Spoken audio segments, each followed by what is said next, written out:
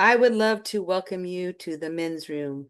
Today, I have Greg Barnsdale, and we're going to be talking about a topic that doesn't usually come up, but really should. And so I would like to share that Greg, after a career in various end of life roles, Greg wrote the book about preparing wisely to die. He is a funeral director, certified executor advisor, certified financial planner, and death doula, all rolled into one. His compelling message is gaining popularity, and his following is substantial. Welcome, Greg. Thank you, Linda. I appreciate your interest.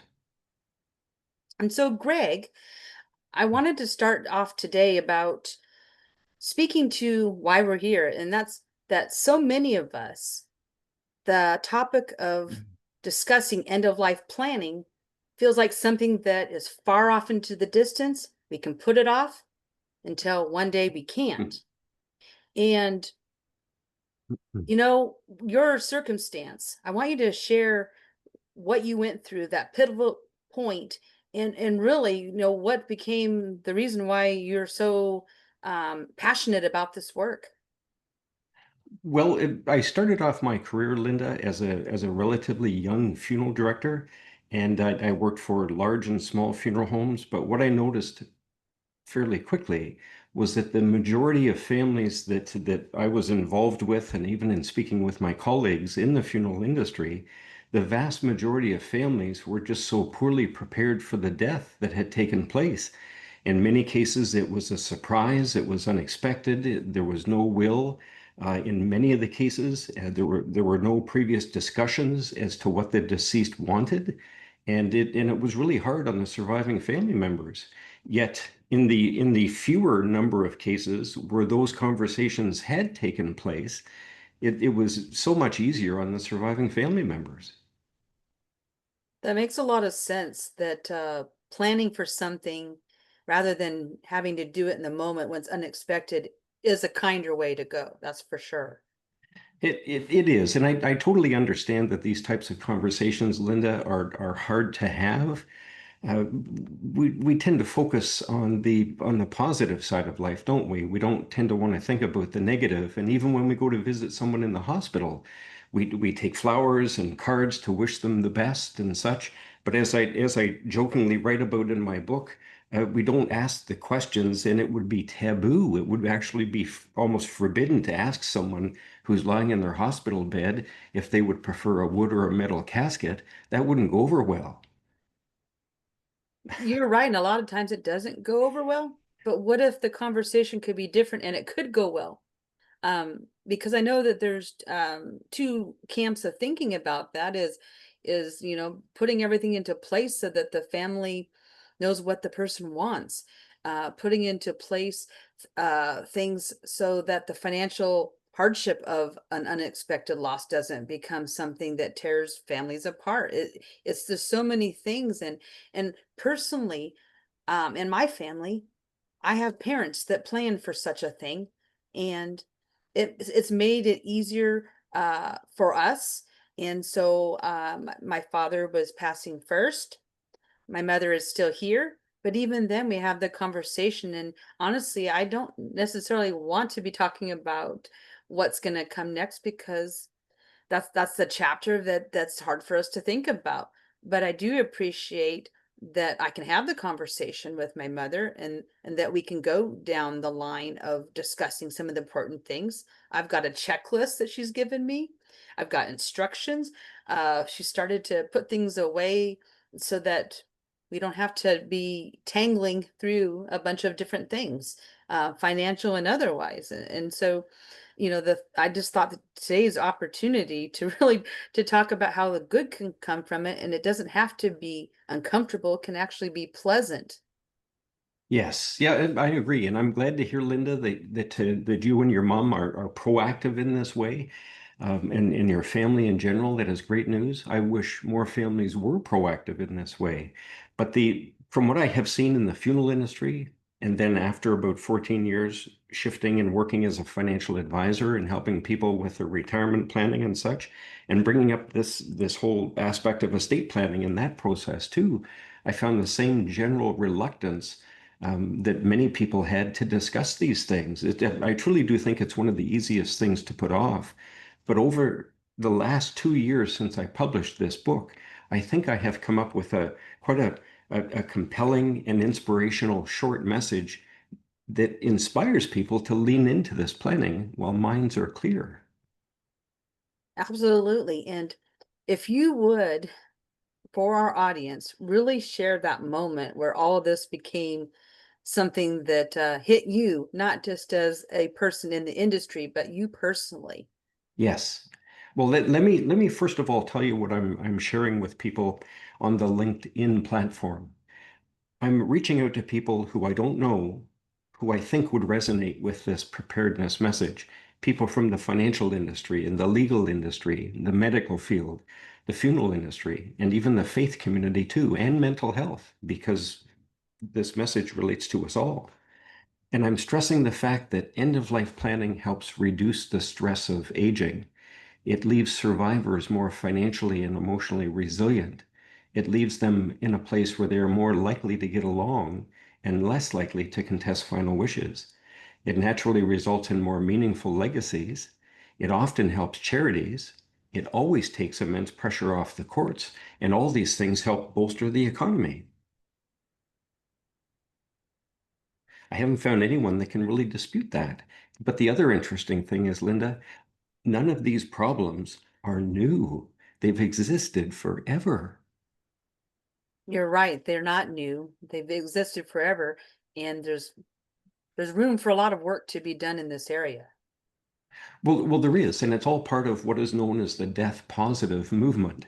And when I joined the funeral industry back in the 80s, I was actually joining the death positive movement and didn't realize it until recently.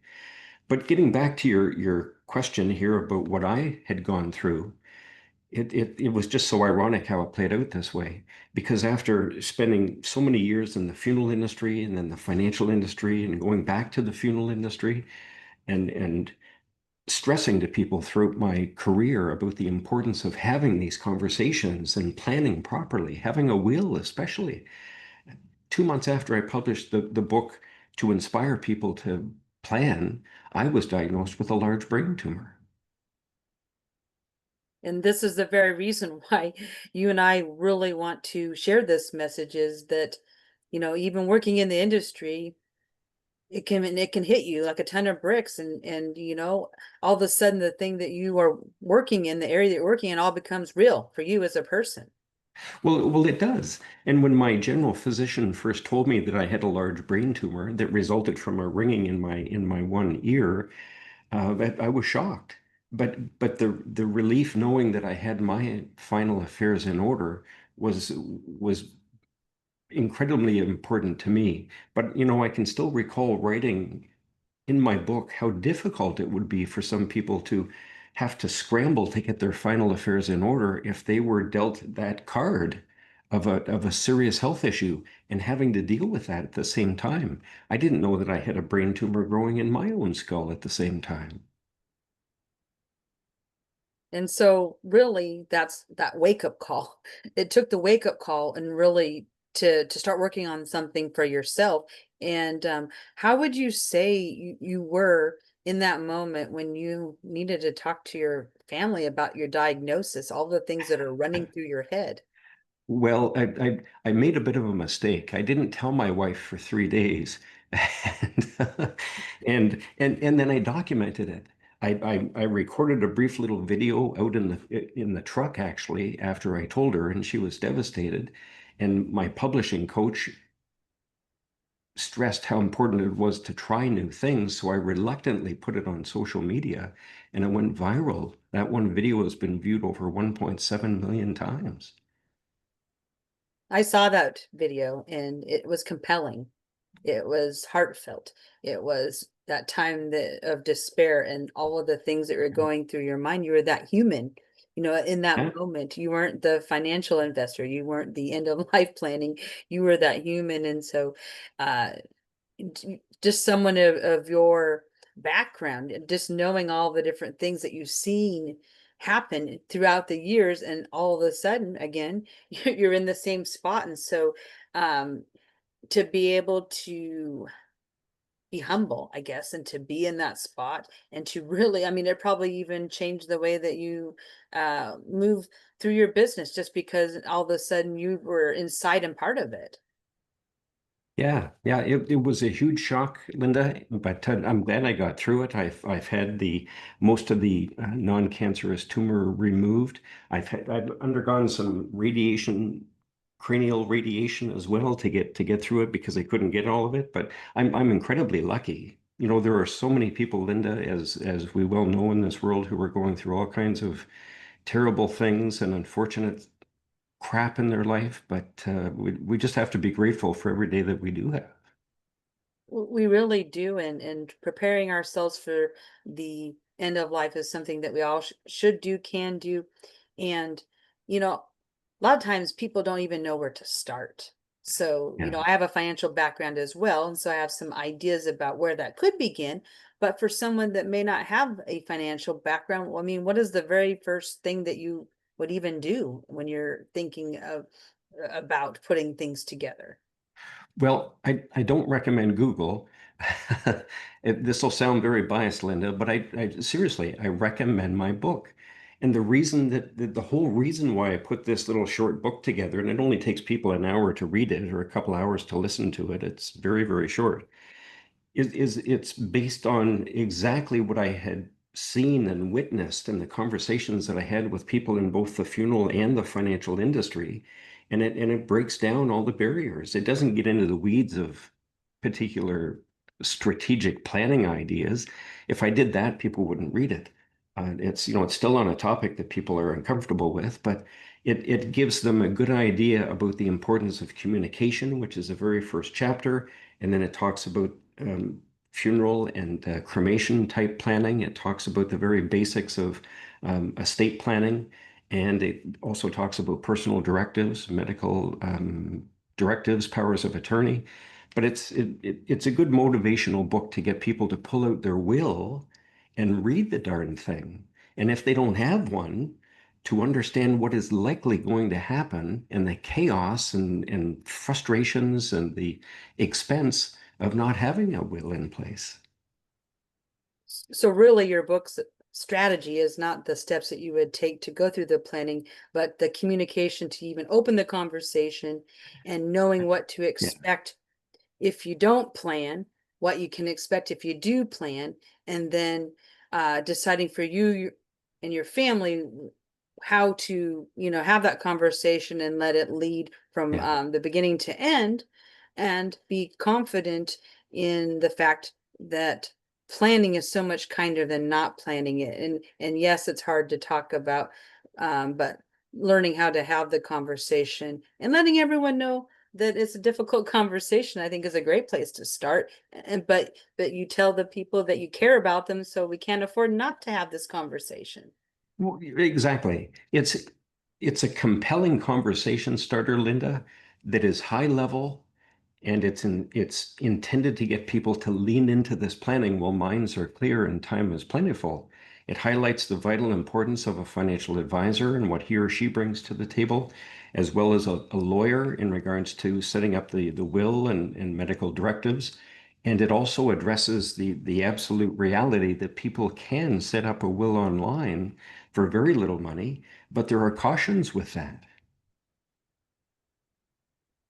Yes, there's definitely some do's and do nots when you're going through the legal documents. And I think that's another part. Even if you can have the conversation about the end of life, probably the other thing is that fear of the process of what to do, how to Yeah, do it, when to do it.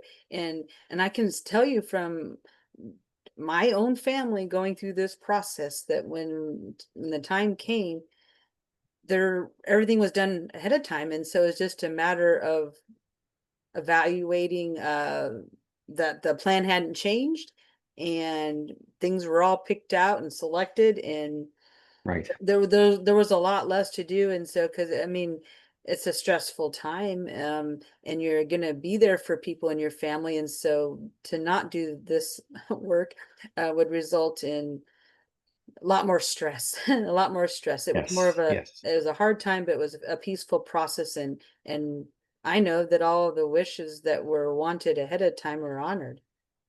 Yeah, and your message of what you have experienced, Linda, within your family about that type of positive aspect of a death within your family is excellent. And I have seen that those similar sentiments and thoughts from all kinds of families who were so relieved that their loved one was caring enough to set up their final affairs the way that they had wanted.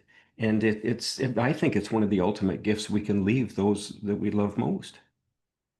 And you're right, and it can be generational. And so, knowing that my parents had planned for such a thing, I planned for such a thing. So I do have a will. I do have medical directives. I haven't done the next step with, what type of end of life services that I would want and what that would look like. But I'll have to tell you that it's coming, right? Because I'm already middle aged, so it's time to get going on this, and I haven't. So, coming across you um was great. It was great to be thinking about that again, and to put a positive spin on that we're here to live while we're here, but then we have the end of life. And so, it's the whole process. And I don't know, I've always been a planner. I mean, I'm in the financial industry, as I had mentioned to you, so the thought of not doing the planning wouldn't happen anyway.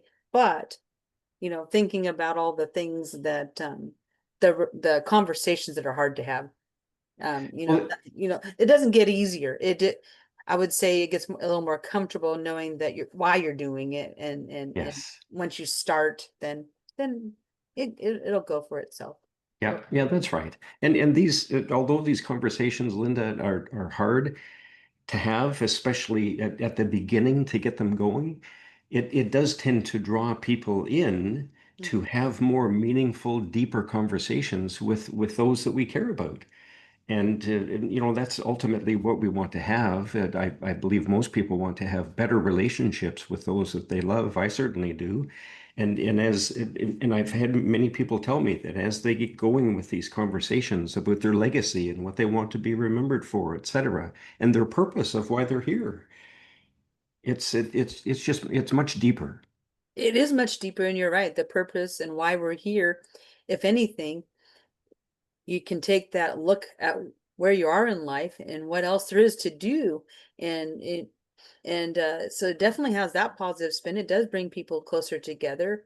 um and I don't think people think about it in that way, but it really does. And so I think it's one of those experiences that you don't truly understand it until you're in the middle of it. Yes. And I think another important part of my message as well that I stress within the book, Linda, is that in my opinion, there needs to be more of an urgency in regards to people having their affairs in order. And typically, I have heard throughout my career from many, many people, well, I'll get to that later. I'll get planning that sort of thing when I get around to it. And that's what actually caused me to come up with my conversation coasters that have to it on the other side to stress to people that, well, I have financial advisors actually buying my conversation coasters to give them to clients when they get that pushback about buying life insurance, as an example.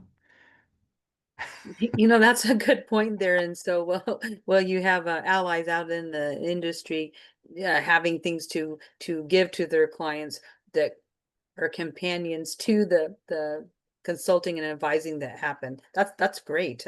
Putting this type of information in the hands of people in the Yeah, places and spaces that they frequent to work on this, because a lot of times we think about financial advisors as someone that will look at our present portfolio. We're not looking at some of these other um, right. products that are out there. So I And, appreciate. and and and you know what, Linda, that was one of the things that really frustrated me when I had shifted from the funeral industry to the financial planning industry to help people plan for a solid retirement, because that's a major part of the role. But also to approach that conversation and the planning holistically. And as a certified financial planner, I'm bound to do that. Was when I worked in that role. I'm still a certified financial planner and a funeral director today, but I'm just promoting the book now full time. But that's what I found frustrating, that a fair number of people just wanted to talk about how their investments were doing and how the markets were doing, et cetera. But they weren't really so keen to talk about the things that could derail and ruin a good retirement. And a premature death or a critical illness or a brain tumor or heart attack can certainly do that. Oh, all of those things in a drop of a hat. I mean, you're absolutely right. And so I guess what you're advocating for, and I agree with you, is don't wait till you have the wake up call, Yeah. the unplanned, the unsuspecting things that happen to us. Just just know it's part of the journey that you do, and be open to it, and know that it just makes life easier. And yeah, I mean, I don't know what else I could say about all of this other than it makes life easier for everyone, you, your family, anyone that yeah, needs to take care of things later. Yes, it does. One of the things that we should perhaps talk about if we have time here, Linda, Sure. is the fact that when someone does have a major health issue creep up in their life, as I did with this non-cancerous brain tumor, fortunately it was not cancerous, but even from a standpoint now of me wanting to buy additional life insurance or health insurance, the medical underwriters with any insurance company would be much more critical of my application coming in the door to potentially insure me because of what I've gone through. And I think that's another aspect that many people are just unfamiliar with. And with you being in the financial industry yourself, you're probably quite familiar with this, but it's quite different than the commercials you see on television that offer to insure everybody. That's true. The pre-existing conditions, the other things definitely will play a role in the amount and type of coverage that you can get. And again, that's another reason why you want to start sooner than later. While you're Yes. healthy and can make the good decisions, you can make the investment with your current income, all of those things. So, again, waiting is not something we should do. We should face it and start right away. And then we can do one other thing because we are privy to this information of knowing that we can take care of ourselves and our loved ones for our planning. We should encourage other friends and family to also have the conversation, to also get started, to have the conversations. And so everyone can benefit from this path early on. Yes. Nobody wants to see their friends and family also go through this and have not done the planning. I mean, that's Yeah. not kindness in action.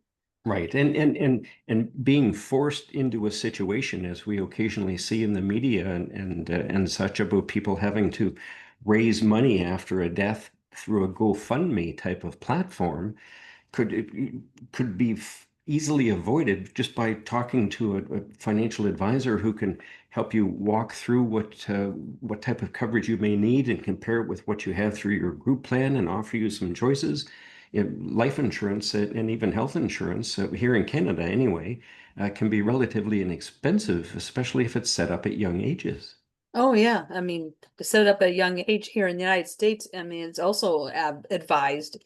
And and so I guess, one of the things that I'm curious about is I know that you have some checklists. So a person that does like checklists and wants some place to start, um, I would like to share those with our audience. And so that way they have an idea. Yes, you are from Canada, I'm from the United States. And so I don't know if there's something that is universal about your list or whether I should look for a complimentary one to share.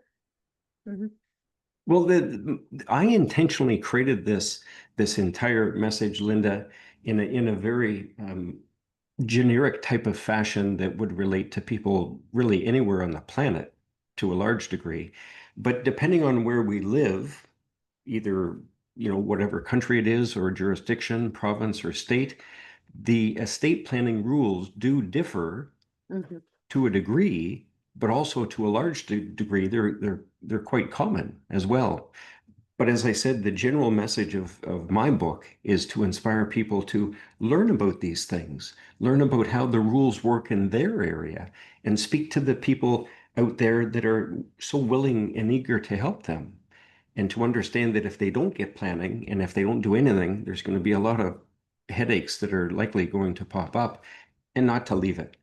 I've worked as a supervisor at one of the largest mortuaries in Canada, and this organization, Linda, was involved in over 100 deaths per day.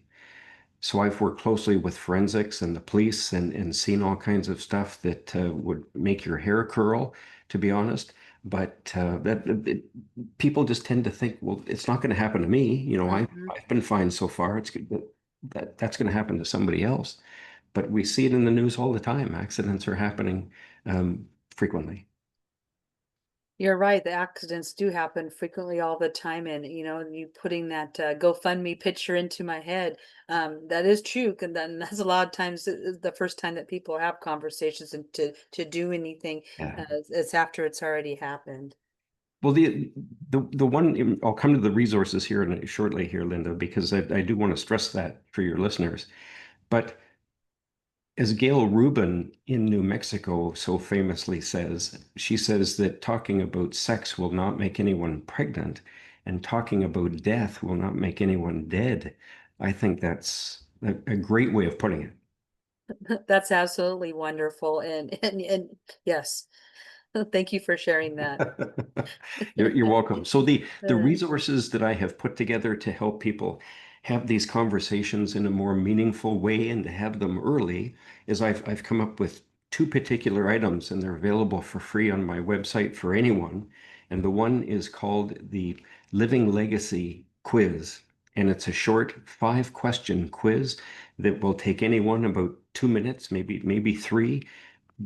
But the vast majority of people answering those 5 questions will realize that they're not likely as prepared as they would want to be. The other is a curated list of questions called the Probing Legacy questions that I've created for 15 of them. Half of them are for initial conversations, and the other half are for more advanced types of conversations. But it's just what I have found tends to work well with getting these conversations going. Well, thank you for bringing that awareness in those tools. And so we'll be sharing those in the show notes. Okay. And if somebody wanted to sit down and just have that conversation with you to go deeper into what we've spoken about today, again, would they reach you by your heading out to your website? Yes, yeah. People can reach me, Linda, through my website, do not ignore your mortality.com. The full name of the book is Do Not Ignore Your Mortality, Practical Advice from a Funeral and Financial Insider. And it's available pretty well everywhere, including Amazon and Barnes and Noble, Apple. It's available in audiobook as well. But yes, people can easily reach me through my website. Thank you. And this is the part of the men's room show that I wanted to put out there. And, really you're giving people hope and tools that they can walk away with, that death doesn't have to be something that you ignore, but it's something that you can face. And we do this because we want to support our loved ones with peace, clarity, and the freedom to honor their wishes.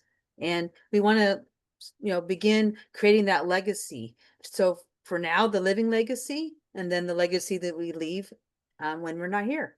And Yeah, yeah, that's that right. simple. And we're all creating a legacy with our relationships every day. But I do ultimately think that this planning, Linda, just has so much upside to it. The only downside is gathering the courage to talk with our loved ones about it. And in many cases, initially, Linda, I have found situations where loved ones do not want to talk about it. And they shut down the person who's trying to discuss it, saying, well, mom or dad, you'll be fine. And I don't want to, we don't need to talk about this right now. But it's always too early to talk about death until it isn't. Yes, you make the total case for change on that. So if any of the listeners, you come to a place or a space where these conversations are opened and somebody tries to shut it down, or if you're the person trying to shut it down, just remember that you don't want to be in that place where the conversation can't happen, because Yeah. the things that can happen when we don't use our courage and we don't open up, it's not where we want to put ourselves or anyone else. So be brave, be courageous, and be kind. Perfect message. Thank you, Greg. It was a pleasure and a privilege to have you today. And so we'll see everyone again on the next edition of the Men's Room. All right. Thank you, Linda.